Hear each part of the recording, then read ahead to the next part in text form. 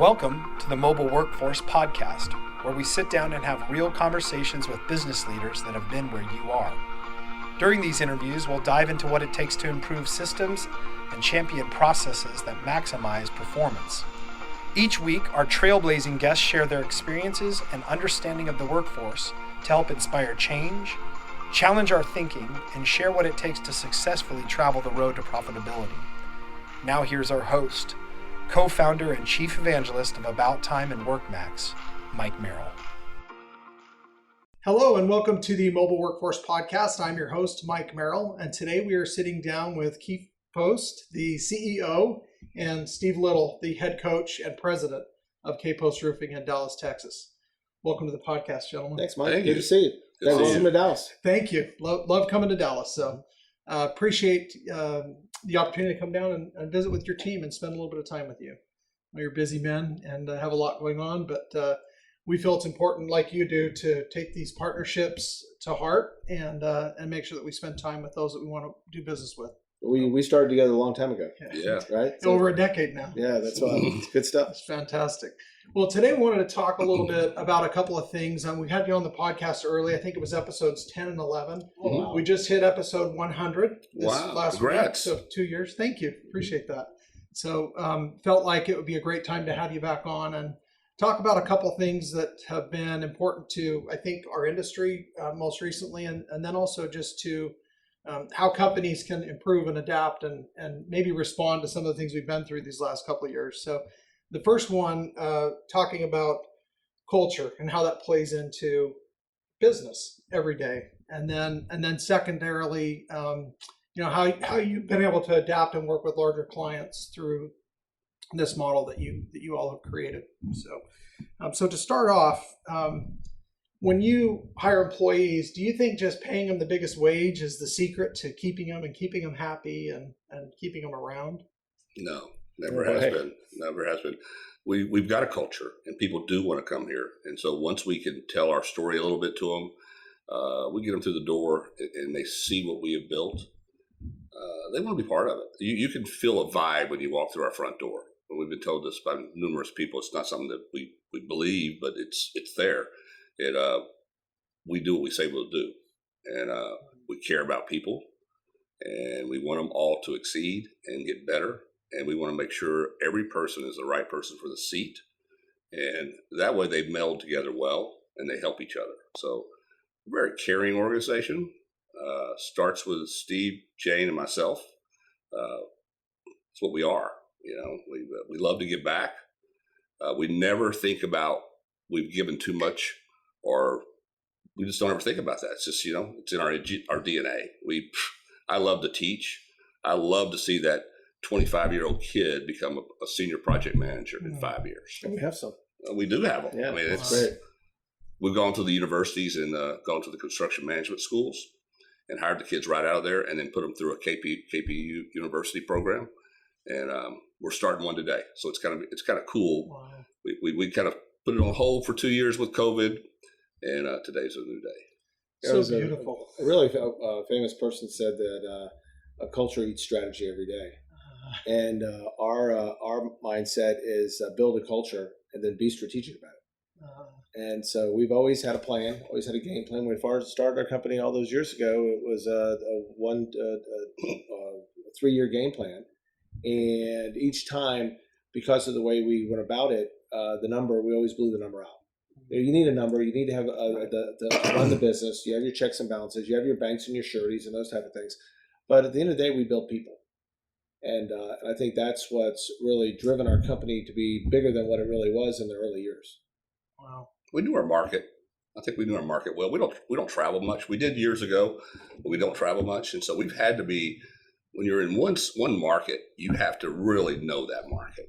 Where are all the nuggets? Where do you want to play? Where are you going to have success? And so in doing that, you're able to fine tune your rifle.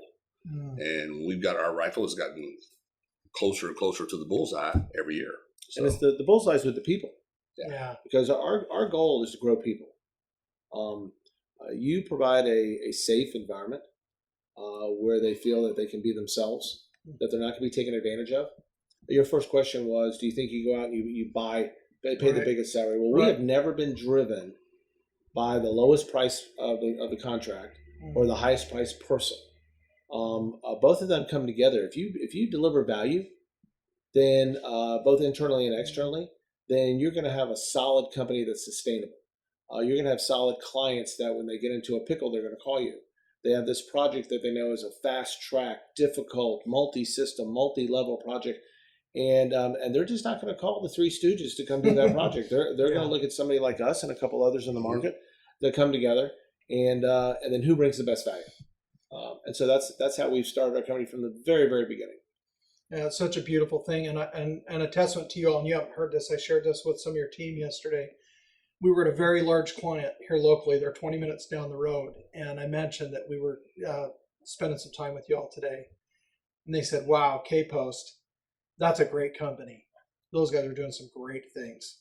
And I thought, my goodness, that's what I want people to say about me when I'm not in the room. When I mean, he didn't need to say that, but he did. And That's humbling. It was heartwarming. Very humbling. Because we tell our people, don't read the press, don't read the awards. We're so blessed to have had these awards to us that are given us. Some of them are given because manufacturers give awards for buying a lot of product. And we're a 400-person employee company, so we do a lot of work. But we're more proud of the safety awards. We're more proud of the quality awards that you get. And I guess we're really proud when our people succeed. And we have 5 that have gone through FEI. We have a KOSHA certified health instructor, or excuse me, a safety officer that's with our company. We have people that are involved in the education program with the apprenticeship programs that are going on in the industry. Jane Williams is involved in RoofPack, which is the political side of our business. She's kosher.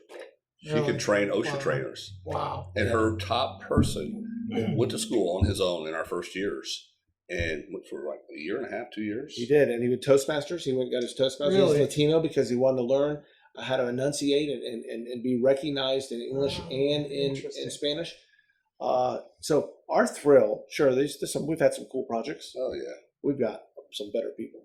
Wow, our people are awesome. Well, he was talking about we have a lieutenant commander from the Navy who runs our operations department, and one of the things that he does that he gives back is every weekend he brings in Latinos, family members or employees, and helps them become legal. And we have a plaque on the wall where I don't know how many people are. We're over 50 families, but what he uses is they have their green cards, so he helps them get their citizenship. Oh wow! Or they're going through. Honestly, he's been a marriage counselor. He's helped them buy houses. He's helped them get banking. They have people that are in Mexico that need some help, or in Colombia or Guatemala. And Thomas, this is his give back. This is his tithing to society. Wow. Is what he does. Does it on his own time on weekends. Oh, it's amazing. Ricardo Gonzalez years ago taught us a little bit about culture, and that was something big. And so in our shop, we have a flag for every nationality for employees that work here. And you don't realize the value of what those people see. They are proud. They're proud to come to work.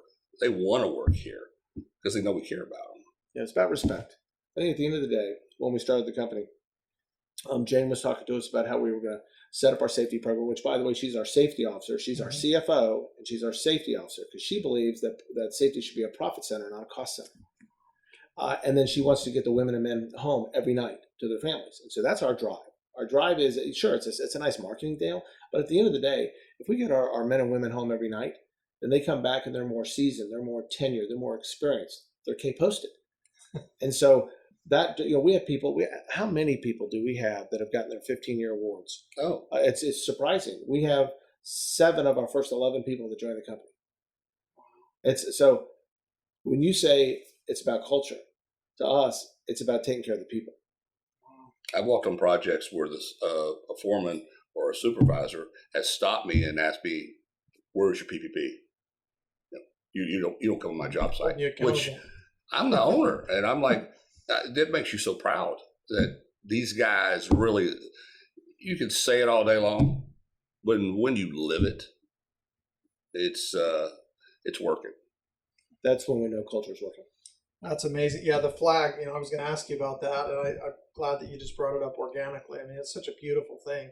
I've got to imagine if I'm from a different nationality and I come into your shop, the reverence I'm going to feel just before I get ready to go to work. I mean, I would feel that love and respect for who I am and what I represent Right. by my company. Yeah. They Well, cared we've- about you. And we've had people leave us for a couple dollars an hour. Yeah. Because they had a family situation and they were able to get 10 hours overtime because they're going out of town. They're working for another company and things like that. When they come back to town, they always come back. The majority of the time they come back. And so we understand the family situation, the family dynamic. But we found Ricardo Gonzalez at an industry trade show. And so I think it comes back to when you talk about culture, we get involved in the industry. And so we have a rule here that we're not going to join an organization if we don't get involved in it. So it doesn't matter if it's NRCA from the roofing standpoint or it's BOMA from the building envelope standpoint, the client standpoint, whatever. We're engaged in it. And so finding somebody like that, and we've hired a number of consultants through the industry through that you would typically find in a business culture, not a roofing culture. But fortunately, the associations have brought some of those people into our industry to elevate our industry to understand that we're a business. And it doesn't matter if you have 5 people in your company to start with or you have 400. It really doesn't matter. You've got to establish business practices, because if you establish a good culture and you have good people, you're going to do a lot of business. Yeah. So you've got to get engaged in your associations and take advantage of those nuggets that are sitting out there for you. And your employees are going to want to do a much better job for you and take pride in that work because of how they feel about being a part of the company, right? We think so. We've had some success with it. Yeah, you can see it. It's there. And the training we do, not just the KPU programs, the hands-on training that we do constantly with all of our field people for either the service divisions, the metal divisions, or our projects divisions. It's an ongoing process that we're constantly, if we're looking at a new product, those manufacturers are in here, we're doing demonstrations immediately. We want to know what it is. We want our people to know what it is. Right. It's one thing for us to understand something, but I don't want second-hand information to them. I want it to be coming from the horse's mouth where they know exactly what it is. And I'll learn something else while I'm sitting there with them. So we live education. The factories are thirsty for it. Yeah, I mean, they want to come in. They have technical people they have on their staff. And most of the time you think, well, they're just to go to check up on us. No, sir. They're there to teach us, and they will come in voluntarily. Every week we have somebody here. Yeah, our industry is predominantly a big sub-industry, and the education there is not like what we do here. I mean, we have our own employees, so we care about them. We want them to be the top of the top, and we have subs banging on the door to come to work for us. We've had subs that came to work for us that got into our education programs because they saw how well it was. And so, it's I got in this business in 1980, and I thought, oh my God, what am I doing? And I realized I want to make a difference. I want to put our stamp out there. I want us to be the best of the best. And that's what we've been doing. We never look back. Very humbling, you the client you visited with. Yeah. It really. I mean, be sure to thank them when you talk. Yeah, I will. And they're similar, but they know about. Again, you mentioned KP University. That's K-Post University. Yeah. They're in concrete? Why does he know about that? Because he knows what you're doing. Because you're investing in the community. And our people. Well, Keith is very passionate about education. And as we get out of the day-to-day of our operation, we're spending more time mentoring. And so Keith and Jane originally had put together the K-Post University program. And we've got a curriculum that we work from. They're tested. They have to do projects. I mean, you've got a really cool thing going there. It's fun.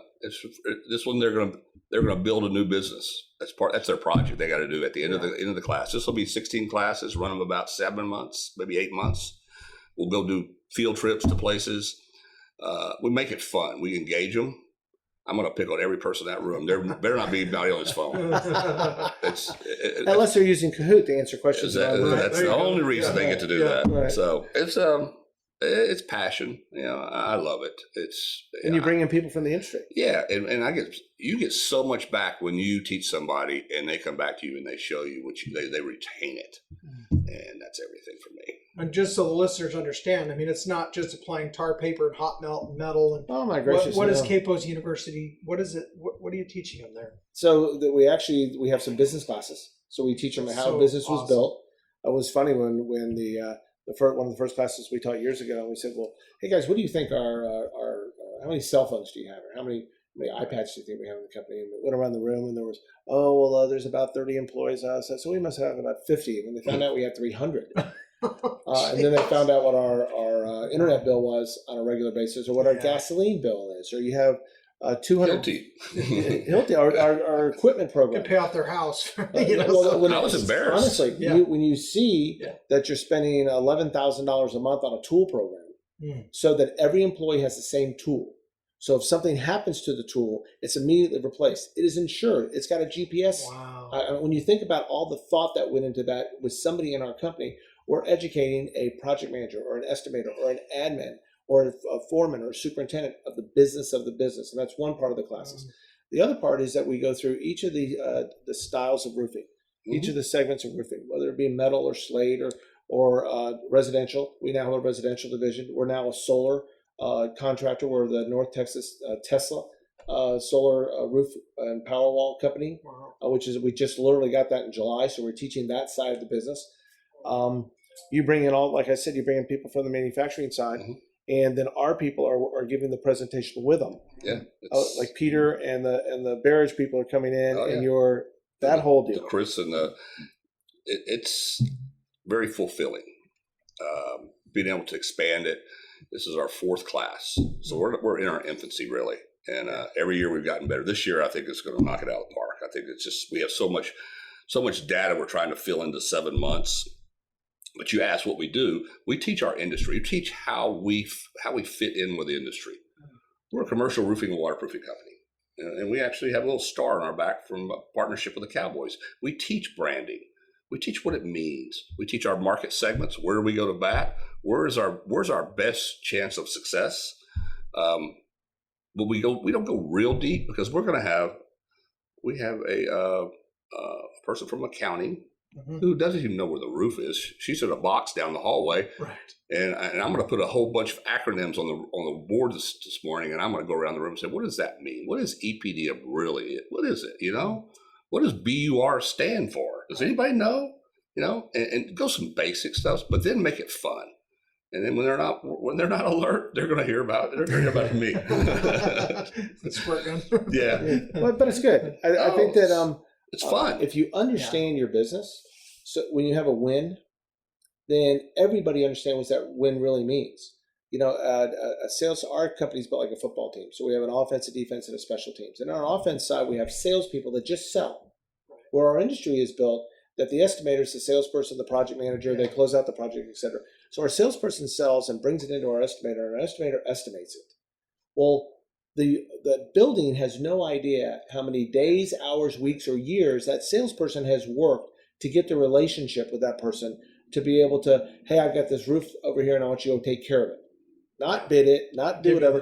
I want you to go take care of it. And then it comes to the estimating side, and the estimators come up with 3 different ways to slice this up and the hours that they spend doing that. Then it comes back in our building when we're successful doing this, and they go through a handoff, a pre-con. They have huddles. They turn around and then they build the job.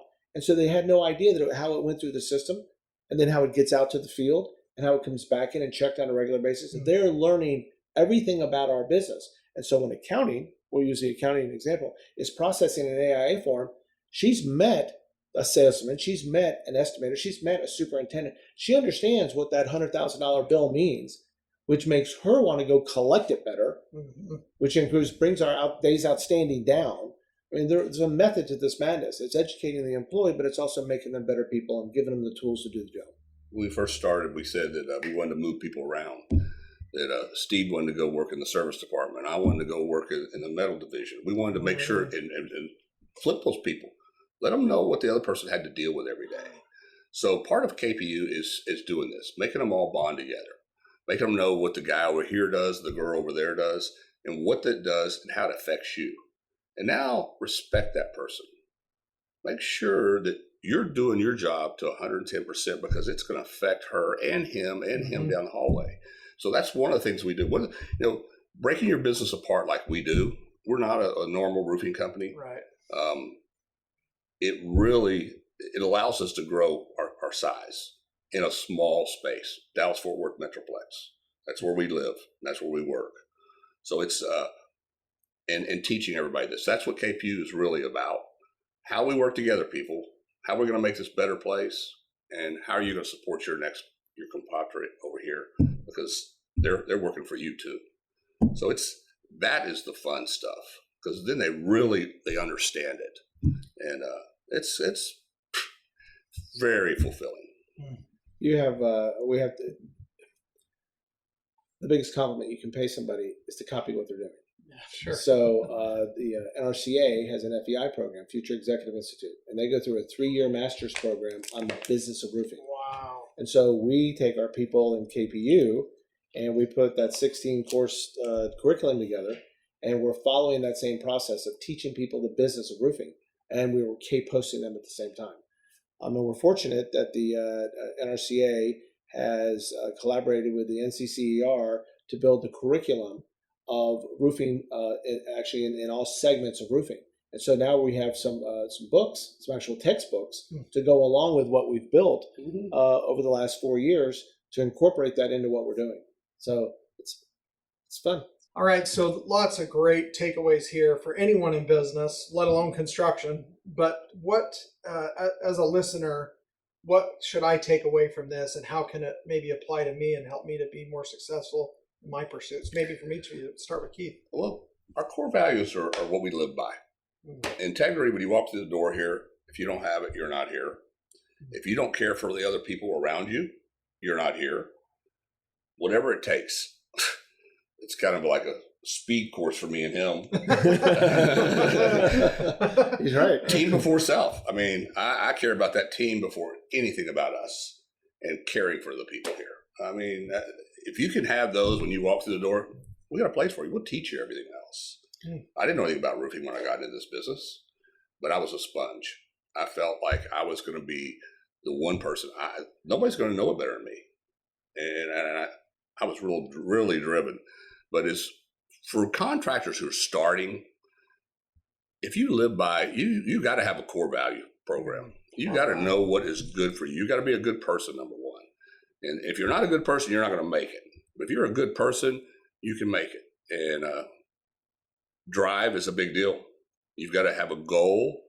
You got to know where you're going to grab revenue. Revenue is your first and foremost thing. It's not about having 14 trucks and 200 people and a million Hilti tools and all this other stuff. It's about where's our revenue coming from? Number one. Now let's go from there. And at smaller companies, you have to grow like the typical contractor, where one guy does everything. I did that. It's not easy. And when you do that, everything sacrifices. So when we grew by scale, we had to separate these divisions and make sure we had all the right people in the right places. Get that right person in the right seat is the most critical thing. And we failed at it places. Right? Yeah. If you don't fail, That's how you learn. You'll never get ahead. And we tell our people, baseball players, they strike out 6 to 7 times, okay, but they pay them $5 million a year to bat 300. So it's okay that we never fail. We learn. Everything that we do, we learn from. I would tell you it was John Maxwell who said culture eats strategy, but it was Stephen Covey who said begin with the end in mind. And I think that's what we did with you and I and Jane. We began with the end in mind. We knew where we wanted to be in 3 years, and then we started and worked backwards from there. And you have to build a plan. We are not the subject matter experts in our industry. We have become very successful in our industry, and we've learned a lot along the way. But there's some great subject matter experts in particular fields of the business that you should reach out to, and you find them in your associations. Find them local as well as your national associations. So your question is, what would a contractor do to be able to do this? Immediately, I would say, begin with the end in mind. Build your plan, get your core values, put those in place. Decide where you want to get to, and then get with your industry association and find out how that whole thing navigates. And build it a step at a time. Don't get ahead of yourself. You can get ahead of your skis really quick in business. Yeah. We have peer groups, and we learn so much from these people. And I think that's one thing people need to have as a mentor. You need to have somebody that you can trust that can help you get moving forward. And we were very fortunate to have those. We are in 2 peer groups today, and these guys are some of the smartest people in our industry. And we open book it. We get down to our shorts. We say, this is what I make. We really do. Yeah, it's changed our bottom line 10%. Wow, that's amazing. Imagine 10% that your business could be more profitable, more efficient. Wow. And because we were not afraid to get down to our shorts and say, this is what Yeah. it really is. So everything's not a secret under lock and key. No, Not at all. and it's so cool. Yeah. These people are in all over our country, and so when we sit in a room for a day and a half, 2 days, it's everything is on the table. Wow. There is nothing you can't ask. And we met them in the association world. Yeah, We went to the NRCA programs, the MRCA, the RCAT, the North Texas Contractors Association. We went to Best of Success. That was Jill Bloom's Roofing Contractor Magazine deal. We just came probably from one of the coolest conferences, which was the STG, a Sales Transformation Group with Ryan Groff. Yeah. And, where we've always talked about you're going to set a business up and roofing is part of it. The STG program was really about transforming your life personally, professionally, in your faith. And whatever your faith is, it wasn't driven to any particular faith, but it was really understanding yourself and how you were going to apply yourself to your business. And they had some great speakers, and there was a lot of sharing going on. From day 1 to day 3, you found on day 3 people really networking and sharing and talking about things that work or didn't work for them. So build that plan, get your core values, and then get out in the industry and meet other people. And like Keith said, one of our biggest changes was 10 years ago when we got involved in peer groups. Yeah. Great partners, like brothers to us. So it's really helped us vault forward. And now we're able to sit down and not work so much in the business, but on the business. And we've got a great group of people here that are just going to be future leaders. It's beautiful. Amen. Beautiful. Well, thank you for sitting down with me today. I appreciate it. It's always such a treat for me to come and sit among you. Mike, it's always great to see you. Yeah, Mike, thank you. Thanks. We'll do it again. Okay. Thank you for joining us today on the Mobile Workforce Podcast, sponsored by About Time Technologies and WorkMax. If you liked the conversation we had today, or were able to learn anything new or helpful, please make sure to follow us on our WorkMax page on LinkedIn and on Instagram at WorkMax_. And subscribe to the show on iTunes or your preferred podcast platform so you will never miss another insightful episode. Also, if you enjoyed the podcast, please leave us a 5-star rating and review and share the show with your friends and colleagues. Your support means the world to us and will allow us to continue providing impactful information with others looking to improve their results in their business and, in turn, their life.